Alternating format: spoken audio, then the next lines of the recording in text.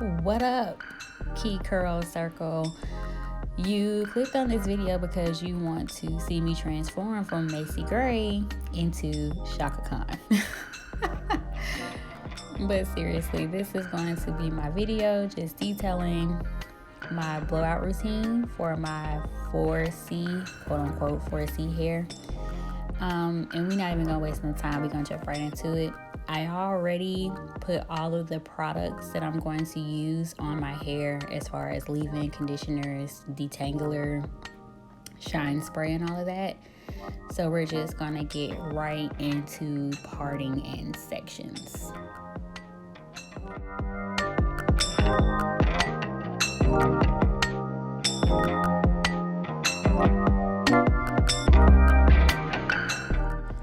So as you can see, I am taking my rat tail comb and I'm putting it directly on my scalp to strategically section my hair. And I section because, as you can see, my hair is high in density and I have a lot of shrinkage. So with my curls being so tight, it just gives me a plan to blow dry, so that way I'm not getting exhausted or tired out.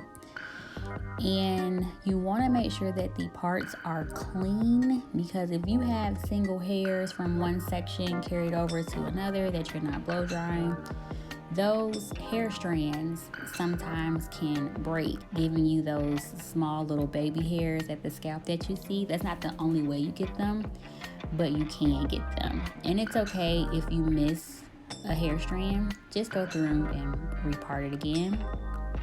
And what you're gonna see me do here is I'm just gonna coil it like a finger coil, and then I'm gonna bantu it down like a bantu knot and just clip it with a butterfly clip to secure it. And this is gonna help to maintain the moisture until I get to that.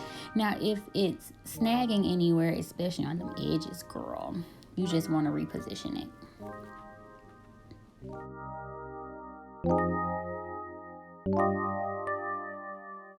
Now, I know it may look like I am ripping and pulling through my hair, but I'm not. That is, once again, because I have a lot of shrinkage. My curls just kind of melt into each other. So I have to use a gentle pulling apart, like a gentle tugging motion kind of. And make as many sections as you need to so that you don't get tired out. And this is sectioning is what's gonna make your blow dry process a lot easier. Notice that I'm using tension, because when you have a lot of shrinkage, tension is going to be one of your best friends, because it's gonna help keep that hair stretched out so that it doesn't dry out and you don't lose all the moisture in it until you get to that area. And you know, when it dries out, you will be pulling and tugging, which causes breakage. So I know I've been parting a lot, but I want to show you this angle just to let you know that it is possible to get a straight part in the back of your head. It just takes a little time. You just gotta be a little patient.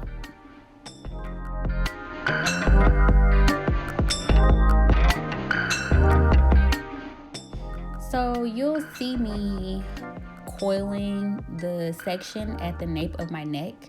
You'll see me coiling that down, using tension, of course, and you want to make sure that you follow through all the way to the ends right here. When you coil it to your scalp, make sure it's all the way to the ends. Tuck those ends in so we can retain the moisture in the ends. And now you look like Angelica.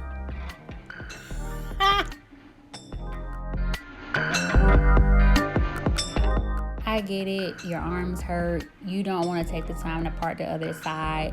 You can use a processing cap to hold in the moisture, but that gets in the way when I'm blow drying, so I ain't doing that. And here's a shower comb, a coconut comb, a modified Denman, Felicia Leatherwood, and don't be like me, get you a rat tail comb where all the teeth are in. And you can use them in any combination you want. This is a blow dry brush that I got from Sally's. I think I paid like $8 for it. But I like it because the bristles are really tight together, which gives me really good tension when I want to smooth down that hair cuticle. So here you see me just, this is the first part of detangling for me before I go into the blow dry. I use a wide tooth comb, and I'm gonna start with my modified Denman. You see me I start a little too high up. That's okay, girl. Work your way up, and notice when I part it in sections that would allow me to be able to maneuver through my hair strands easily without snagging and tugging, which is important. And you want to make sure you're taking your detangling tool all the way to the scalp, because that's where our shed hairs love to nest and have a party. And you want to make sure you're getting all of that out, because you don't want to blow dry tangles into tangles. High heat, full force, and going down, blowing the hair down the hair cuticle, because you want to close the cuticle, not open it up like how you see me do that there. If you blow dry the hair strand up, you see how that hair cuticle is just kind of fraying up and opening up. You want to go in a downward motion, because as you can see, it's a little bit smoother now. And that's what you want in tension. Notice how I am maintaining tension. And the porosity on the ends of your hair may be a little higher, so it may take a little bit more time to get those ends dry, and that's okay, because this is the tension method first. You start with the tension method because this is indirect heat.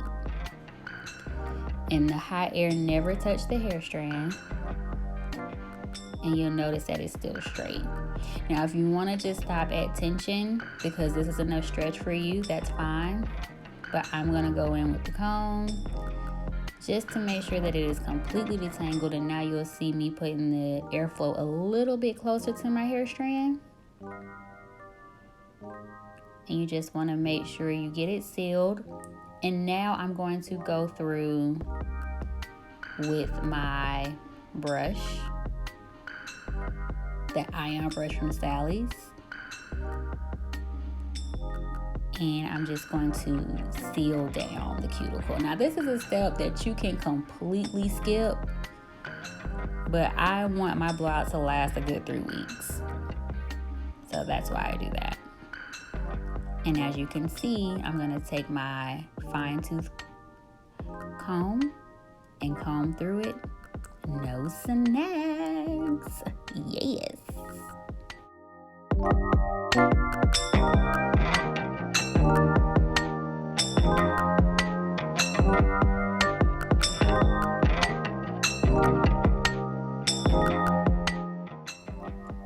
So now this is after I blow dried a second section and I detangled with the Felicia Leatherwood, and it was just about the same amount of shed hair. But I do anticipate doing a video on the pros and cons of each of the brushes, the Felicia Leatherwood and the Modified Denman. And now I'm going into a second section. Now I can handle a section of my hair, a large section of my hair like this. If you cannot, split that section up. And that's another part of making sure that you are heat styling safe and effectively. You want to make sure that you're not biting off more that you can chew. Split it up. Boom, bow. That simple. And don't be afraid to move your hair in all different directions, especially if you have longer hair, and just combing it and brushing it downward can get tiring and really gruesome for your shoulders. So you might just want to move your arms in a different direction, which is very important to pay attention to ergonomics, because you want to make sure, yes, you want to be beautiful, but you still want to make sure that you're comfortable and that you're not hurting yourself. So do not be afraid to reposition yourself and move around to where you're comfortable.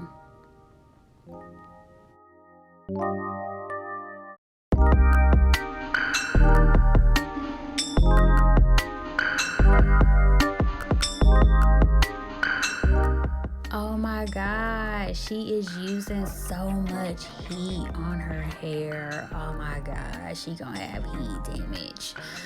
Nope, that's why you guys need to go back and watch my first video, my wash day video. This was the exact same blow dry technique that I used before I silk pressed my hair bone straight. And as you will see in my first video, my hair wash day video, my curls came right back, no problem.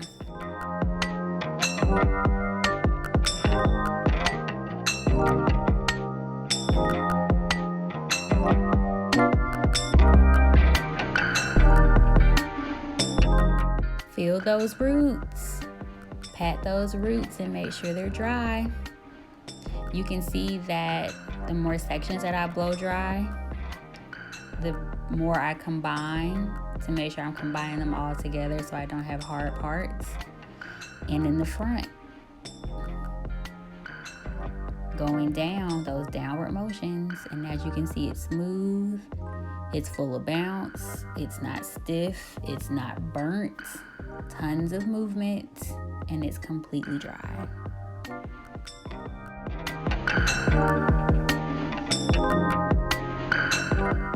I think this is when it dawned on me that maybe I should show you how I blow dry the back. So notice how I start in one position, but I'm not restricted to that position that I start in.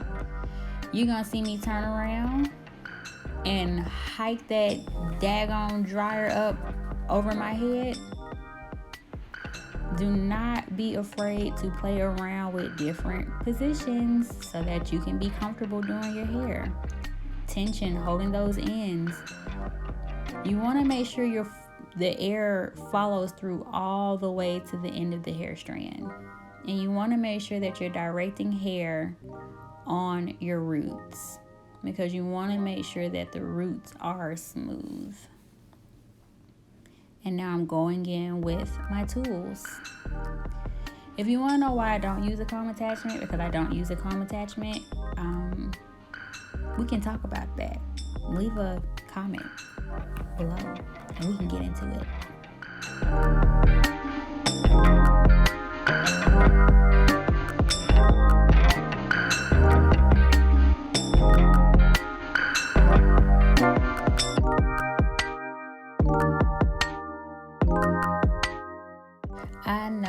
I know the smoke scared you. Some of the professional products that I use are heat activated, so don't be alarmed by that. It's especially when you put the nozzle really close to the hair when you'll get that heat activation air. And so here is the first half of my blow dry complete. Lots of movement, very smooth, and you'll see this is the side that is wet and the side that is blow dried, and this is when it is completely finished. So once again, head over to my Instagram page, KeyCurls, KeyCurls. If you have any questions, I will do a products video soon. Just not yet, because like I said in my last video, I want to focus more so on techniques. And as you can see, I can use a wide tooth comb, I can use my high tension blow dry brush, and I can use a fine tooth comb with no snags, and we in the game. So thanks for watching. Bye guys, peace.